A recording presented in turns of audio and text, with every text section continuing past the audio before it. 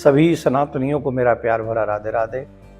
इस वीडियो में हम 7वें नवरात्रे की बात करेंगे। 7वें नवरात्रे में माँ के कालरात्रि के रूप में पूजा की जाती है। नवरात्रि के 7वें दिन यानी सप्तमी को माता कालरात्रि की पूजा की जाती है। जैसा उनका नाम है वैसा ही उनका स्वरूप भी है। खुले हुए बाल, अमावस की सी रात सेवी काली माँ कालरात्रि की छवि देखकर भूत प्रेत दूर भाग जाते हैं। अगर हम कोई माँ कालरात्रि माँ की उपासना करना चाहते तो इस मंत्र का जाप हमको करना चाहिए।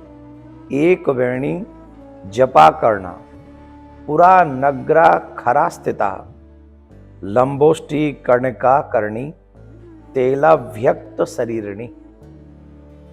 इस देवी के 3 नेत्र हैं। ये तीनों ही नेत्र ब्रह्मांड के समान गोल हैं।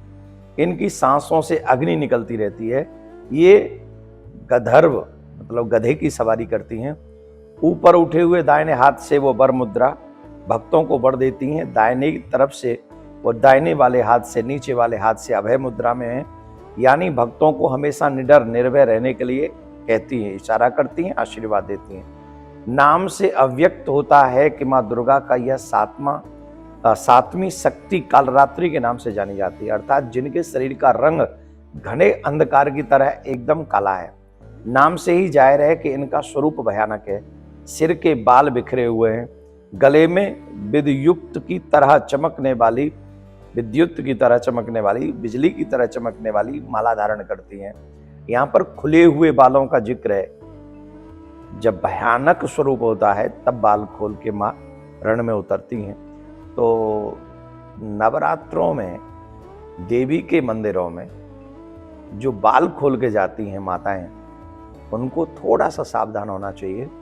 मंदिरों में, किसी भी उत्सवों में, शादी में, नामकरण में या कथाओं में हमको बाल खोल के नहीं जाना चाहिए। इसे अपशगुन माना गया है। ठीक है, तो इस बात को यहां नोट कर लें कि माँ रण में अपने बाल खोलकर दुष्टों का दमन करती है, तो बाल खोलना अशुभ माना गया है। इसको थोड़ा सा ध्यान रखें। माँ की कथा क्या है, कालरात्रि माँ की कथा क्या है, उसको ध्यान से सुने। जब देवासुर संग्राम हो रहा था, देवता और असुरों का युद्ध हो रहा था, उस समय दैत्य शुंभ, निशुंभ और रक्तबीज, इनके भयानक युद्ध से देवता डर गए थे, भयभीत हो गए थे और वो शंकर भगवान के पास में दौड़े दौड़े गए थे। तब शंकर भगवान ने माँ भगवती से, माँ पार्वती से कहा था। तब माँ पार्वती ने दुर्गा का रूप धारण किया और शुंभ निशुंभ का वध कर दिया। परंतु जब रक्तबीज से युद्ध करने लगी तो जब जब उसके अंग को काटते थी तो जितने रक्त के बीज इस पृथ्वी पर गिरते थे उतने ही अनेक रक्त बीज उत्पन्न हो जाते थे। इसीलिए उसका नाम रक्त बीज था। एक बूंद गिरेगी तो एक रक्त बीज खड़ा होगा, वहीं से प्रकट हो जाएगा। वो बीज था, रक्त नहीं था एक तरीके से। तो इस दृश्य को देखकर माँ दुर्गा सोचने लगी कि अब इसका वध कैसे किया जाए। तो लाखों रक्त बीज जब उत्पन्न हो रहे थे तो दुर्गा जी ने अपने तेज से कालरात्रि को उत्पन्न किया। इसके बाद जब दुर्गा जी ने रक्त बीज को, जब उसे युद्ध करने के लिए गई तो एक हाथ में खड्ग ले लिया और एक हाथ में उनके में खप्पड़ था, और एक भी रक्त की बूंद पृथ्वी पर नहीं गिरने दी। लाखों रक्त बीजों का वध किया लेकिन एक भी बूंद पृथ्वी पर नहीं गिरने दी, क्योंकि अगर पृथ्वी पर गिरेगी तो तमाम और रक्त बीज उत्पन्न हो जाएंगे। इसलिए उन्होंने खप्पर में भर लिया उसको, रक्त बीज का वध कर दिया। इनका स्वरूप भले ही भयंकर हो लेकिन सदैव भक्तों को शुभ फल देने वाली हैं, इसीलिए ये शुभकरी कहलाई हैं।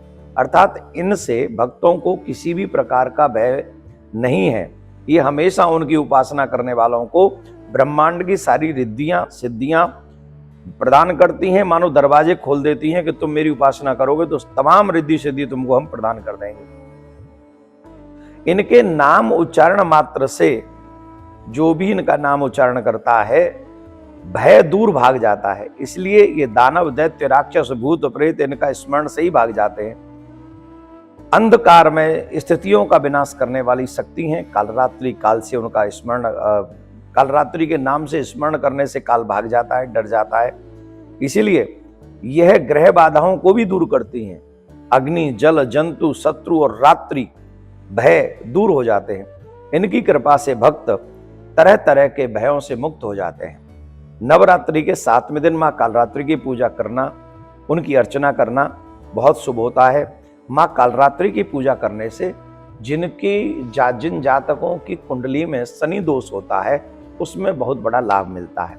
अब ध्यान से सुने कि माता जी के अगर हमें कोई बीज मंत्र चाहिए कालरात्रि को भजन मनाने का, तो कौन सा मंत्र हम जाप करें जिससे माँ कालरात्रि प्रसन्न हो? तो कालरात्रि माँ के जाप का जो बीज मंत्र है हम बता रहे हैं, आप ध्यान से सुने। ओम एम ह्रीम क्रीम कालरात्रै नमः। एक बार पुनः सुन ले। ओम एम ह्रीम क्लीम कालरात्रै नमः। इसकी कम से कम 11 माला हमको करनी चाहिए। माँ कालरात्रि को भोग में क्या पसंद है, उनको भोग क्या लगाएं? उनको भोग लगाने के लिए या गुड़ का भोग लगाएं या गुड़ से बनी हुई मिठाइयों का भोग उनको लगाना चाहिए। पुष्प की बात करेंगे तो वही पुष्प गुड़ेल का और लाल पुष्प ही उनको अर्पण आप करें, वही ज्यादा शुभ रहेगा। एक विशेष बात हम आपको बता दें, जो लोग 7वें रूप में नवरात्रि के जो 7वें दिन माँ की पूजा होती है कालरात्रि की, जो कालरात्रि माँ का पूजन करते हैं, जाप करते हैं, माँ का बड़ा ही कृपा उनके ऊपर होती है। उन भक्तों के ऊपर वो कृपा तो करती हैं, साथ में उनकी अकाल मृत्यु का हरण कर लेती। उनकी अकाल मृत्यु नहीं हो सकती। अकाल मृत्यु भय हरणम, अकाल मृत्यु का नाश कर देती हैं। तो आप भी श्रद्धा पूर्वक कालरात्रि माँ की पूजा करें, अपने बच्चों से कराएं, मंत्र अगर हो सके तो उनका जाप कराएं। जिन घरों में बीमारियां ज्यादा होती हैं, भूत प्रेत की ज्यादा बाधाएं रहती हैं, उनके घर में बड़े ढंग से माँ कालरात्रि की पूजा करके हमको इन सब बाधाओं से बचना चाहिए। भगवान आपको मंगलमय रखे, भगवान आपको प्रसन्न रखे, सुख संपत्ति प्रदान करे। माँ कालरात्रि आपके शोक, भय, शत्रुओं के भय से मुक्त करे, आपको आनंद प्रदान करे। राधे राधे।